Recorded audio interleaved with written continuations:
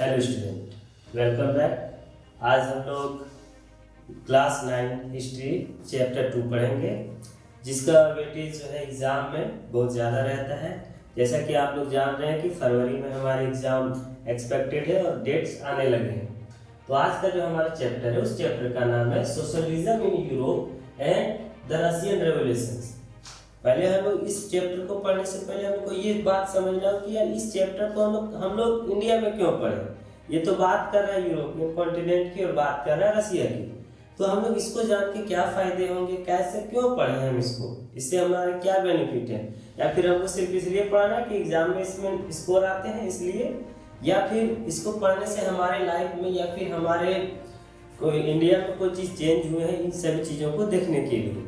तो आज हम लोग इसी सारी चीज़ों को डिस्कस करेंगे। यहाँ पे आप लोग देख रहे होंगे एक वर्ड होगा सोशलिज्म। सबसे पहले तो इस सोशलिज्म वर्ड का मीनिंग समझना होगा। सोशलिज्म मीन्स बताता है ये क्या है, थिंकिंग प्रोसेस है। देखिए जिस भी वर्ड में एम आ जाए वो एक तरह से जो है थिंकिंग प्रोसेस है। उसमें लोग सोचते हैं, वो एक्चुअली में होगा या नहीं होगा ये पता नहीं है, बस किसी के माइंड में ये चीज़ें आती है। जैसे सोशलिज्म मीन्स होता क्या है, इसमें बताया जाता है कि सारी जो प्राइवेट प्रॉपर्टी है उसके ये अगेंस्ट होते हैं। उनका कहना है कि सारी चीजें कौन देगी, सरकार देगी। तो बोल सरकार क्यों देगी, कि भैया वो टैक्स लेता है। इनका कहना होता है कि अगर हम 100 रुपीज कमा रहे हैं तो इसमें से टैक्स के रूप में सरकार ले रही है 35 रुपीज और मेरे पास बच जा रहा है 65 रुपीज। ये तो ये लोग टैक्स भर दिए। तो सोशलिज्म बताता है, सोशलिज्म बोलता है कि ये काम करो, ये 30% जो है वो हम अपने पास रखते हैं और ये जो है 65% क्या करो, तुम टैक्स ले जाओ। लेकिन इसके बदले में क्या चाहिए कि हमको जो होम मेरा घर बनेगा वो कौन बना के देगा, गवर्नमेंट देगी।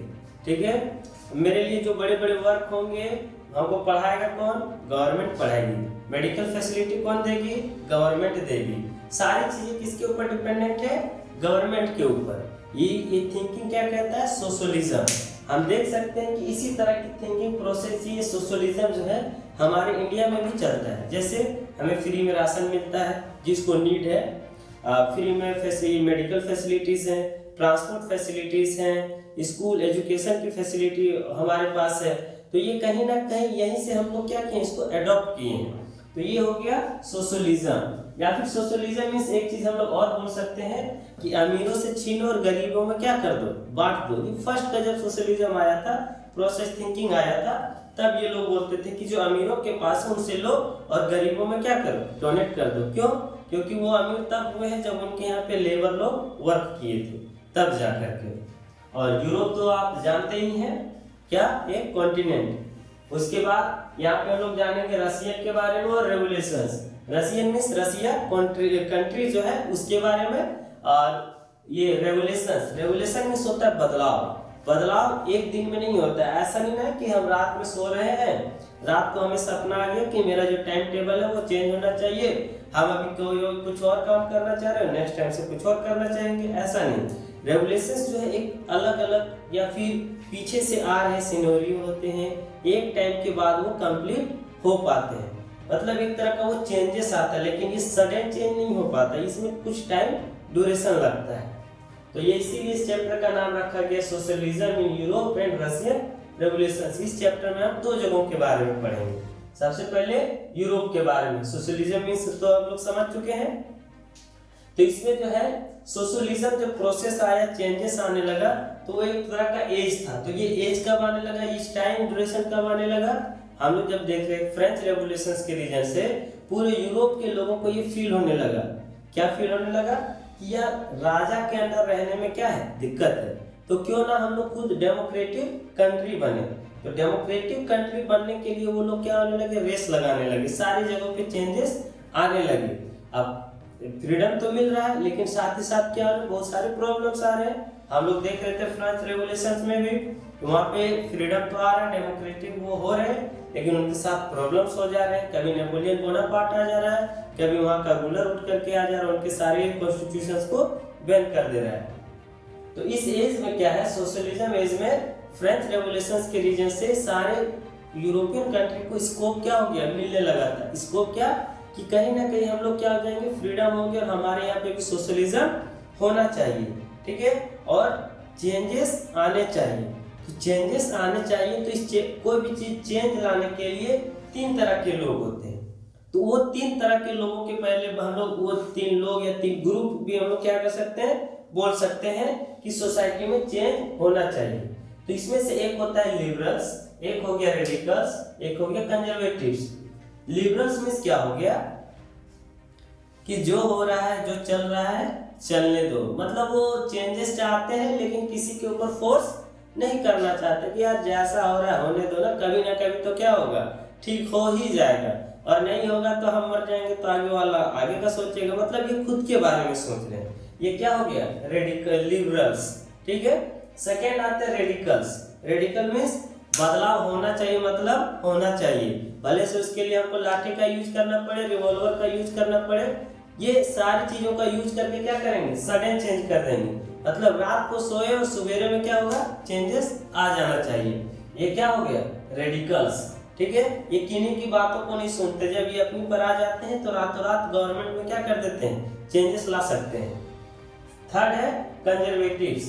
कंजर्वेटिव्स मींस ये चेंजेस लाना चाह रहे हैं, ये लेकिन कैसा चेंजेस लाना चाह रहे हैं, रिक्वेस्ट के साथ, किसी को कोई लॉस ना हो। अगर हम लोगों को कोई चीजें चेंज करनी है, जैसे हम एप्लीकेशन लिख देते, पहले एप्लीकेशन ले जाके पहुंचाएंगे कि राजा साहब इसको देखिए, हम लोगों को क्या चाहिए, डेमोक्रेटिक कंट्री चाहिए।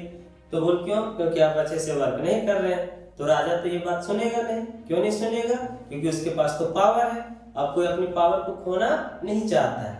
इट मींस कंजर्वेटिव्स जो लोग हैं, कंजर्वेटिव्स जो ग्रुप है, वो चेंजेस लाना चाह रहे हैं, बट कैसा, स्लोली चेंज। स्लोली कैसा चेंज, मतलब रिक्वेस्ट के साथ, इसमें कोई किसी के साथ हाथापाई जो है, खून खराबा नहीं होना चाहिए, ये इनकी थिंकिंग प्रोसेस है।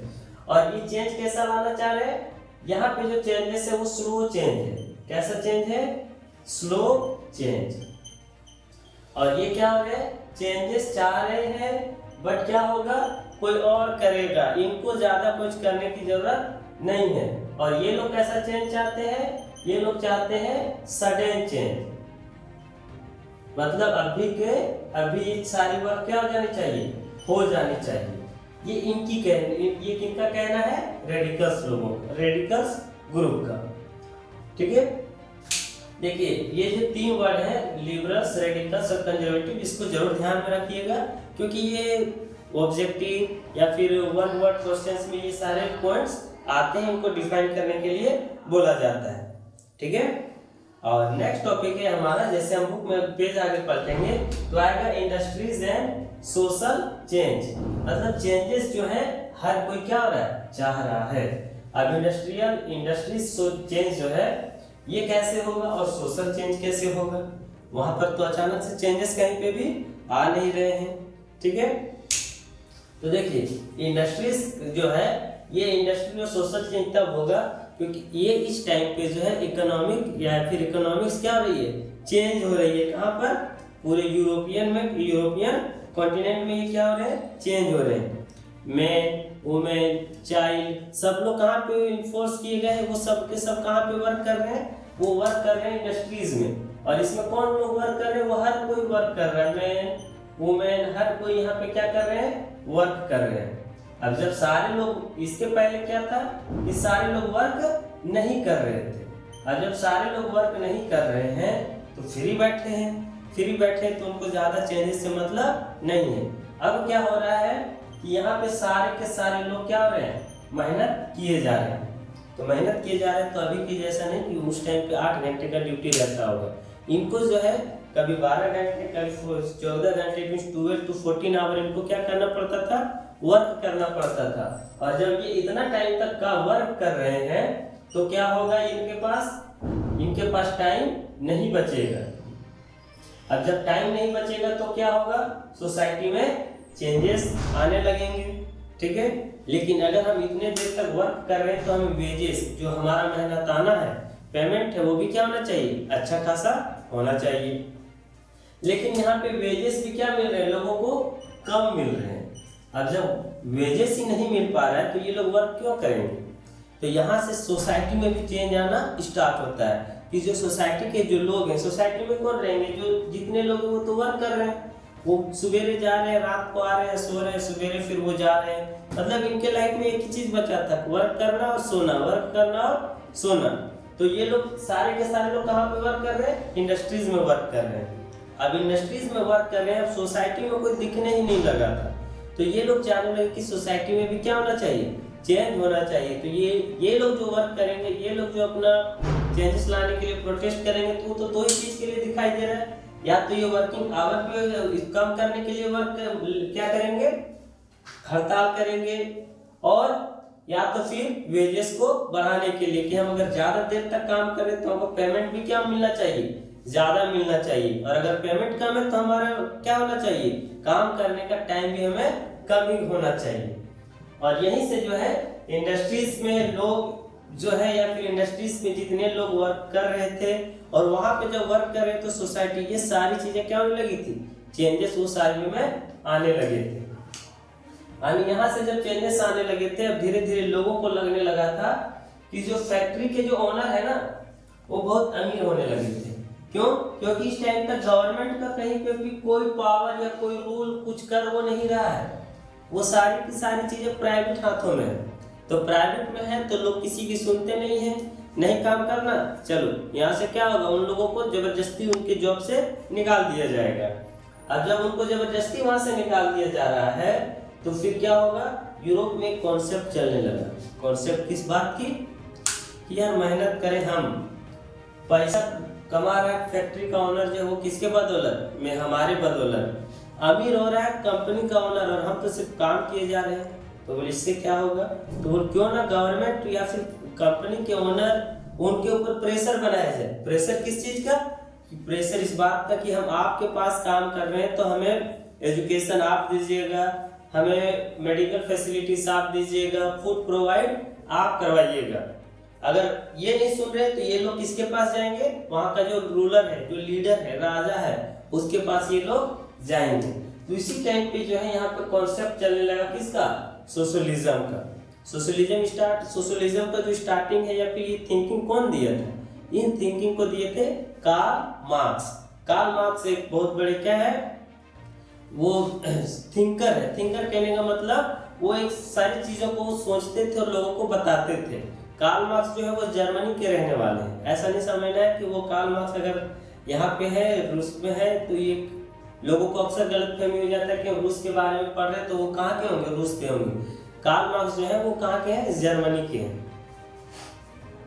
ठीक है, तो सोशलिज्म कहाँ पे फैलने लगा था, यूरोप में। सोशलिज्म क्या कहता था, अमीरों से छीनो और गरीबों में बांटो। बोल क्यों, क्योंकि अमीर जो हुआ वो किसके हेल्प से हुआ है, गरीबों के ही हेल्प से वो क्या हुए हैं, अमीर हुए हैं। अगर सोच के देखिए कि अगर बार बार अमीरों से छीना जाएगा और गरीबों में बांटा जाएगा तो इसका लॉस क्या होगा, लॉस इसका ये होगा कि जो लोग वर्क कर रहे हैं धीरे धीरे वो लोग वर्क करना बंद कर देंगे। क्यों, क्योंकि हर बार उनको फ्री में सारी चीजें क्या हो रही है, मिलते जा रही है। जैसे अगर हमारे यहाँ पे हम लोग को अगर एग्जाम में नंबर कम मिले, हम हमेशा बराबर बढ़ा करके मिले, जैसे हम हर एग्जाम में 10 मार्क्स ला रहे हैं आउट ऑफ 50, ठीक है, तो हमारे टीचर सोचे, और एक मेरा स्कूल में हम लोग का टॉपर है जो 45-47 के आसपास मार्क्स उसका क्या हो रहा है, आ रहा है। तो इससे क्या होगा, अब टीचर अगर ये सोचने लग जाए कि यार इसके पास तो 10 ही मार्क्स है और इसके पास तो मार्क्स ज्यादा है, तो इसका वाला मार्क्स जो इधर क्या कर देते हैं, कन्वर्ट कर देते हैं, दोनों में बराबर बराबर कर देते हैं। अब इससे नुकसान क्या होगा और किसको फायदा होगा। देखिए, जो टॉपर स्टूडेंट है, जो मेहनत कर रहा है, जिसका नंबर आ रहा है, वो पढ़ना क्या कर देगा, कम कर लेगा कि यार कितना भी पढ़ते नंबर तो आता ही नहीं है। और जो इधर बैक बेंचर्स हैं, जो पढ़ ही नहीं रहे हैं, वो क्या सोचेंगे, कुछ लिखते हैं तो भी ठीक, नहीं लिखते हैं तो भी ठीक, नंबर तो टीचर दे ही दे रहा है, तो आप पढ़ के क्या कर लेंगे, क्यों पढ़े। तो यही चीजें होने लगी थी यूरोप में भी। प्रॉब्लम क्या होने लगी थी कि जो रिच या फिर जो अमीर लोग थे वो लोग क्या करने लगे थे, वो फैक्ट्री को बंद करने लगे कि यार कमा रहे हैं जरूर, पैसा तो हम इन्वेस्ट कर रहे हैं, तो हम आपको क्यों दें। उनसे पैसा छीना जा रहा है तो वो भी धीरे धीरे गवर्नमेंट के ऊपर क्या हो गया, डिपेंडेंट हो गया कि जैसे तुम उन गरीबों को बांटते उसी तरह से हमें भी क्या करो, दो। जिस रीजन से यूरोप की जो इकोनॉमी है धीरे धीरे क्या होने लगी थी, खराब होने लगी थी। वहाँ के लोग अब काम करना नहीं चाह रहे हैं। क्यों काम करेंगे जब फ्री में सारी चीजें मिल रही है, ठीक है। तो इसी रीजन से जो है अब लोगों ने शुरू में क्या किया, सोशलिज्म को सपोर्ट किया, क्योंकि जिसको जिससे फायदा वो हमेशा उसी को क्या करेंगे, सपोर्ट करेंगे। तो जब सपोर्ट करने लगे तो लेकिन उसका लॉस क्या होने लगा, लोगों को दिखने लगा। लॉस कैसे दिखने लगा, देख रहे हैं कि फैक्ट्री बंद हो रही है, कंपनी के ओनर जो है वो काम करवाना बंद कर रहे हैं। अब उस कंट्री को छोड़ करके क्या हो रहे हैं, जा रहे हैं कोई दूसरे।